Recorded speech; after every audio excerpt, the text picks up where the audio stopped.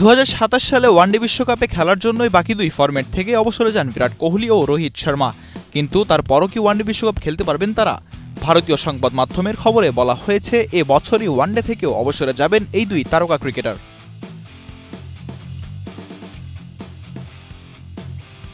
ভারতীয় সংবাদ মাধ্যম দৈনিক জাগরণ এক প্রতিবেদনে বলেছে, কোহলি ও রোহিতকে যে 2027 সালের ওয়ানডে বিশ্বকাপের দলে রাখা হবে তেমন কোনো বার্তা বোর্ড এখনই নিশ্চিত করে দিতে পারছে না। আর এই বিশ্বকাপের আগে ভারতের খুব বেশি সিরিজও নেই। Gold's Gym across 30 plus countries with over 700 plus locations worldwide. Train anywhere, belong everywhere.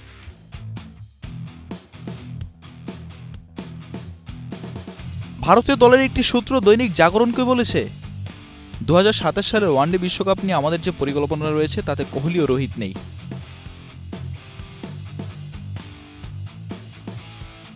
সেই প্রতিবেদনে আরও বলা হয়েছে, রোহিত ও কোহলি ইংল্যান্ড সফরেও যেতে চেয়েছিলেন, কিন্তু তাদের জানিয়ে দেওয়া হয়েছিল যে দলে নেওয়া হবে না। এমন বার্তা শোনার পরেই লাল বলের ক্রিকেটকে বিদায় জানিয়েছেন তারা।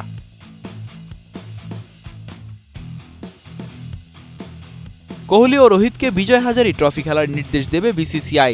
ডিসেম্বর থেকে শুরু হবে এই আসর। একমাত্র ঘরোয়া এই ওয়ানডে প্রতিযোগিতায় ভালো খেললে তবেই ভারতের ওয়ানডে বিশ্বকাপের দলে তাদের জায়গা পাওয়ার সম্ভাবনা থাকবে।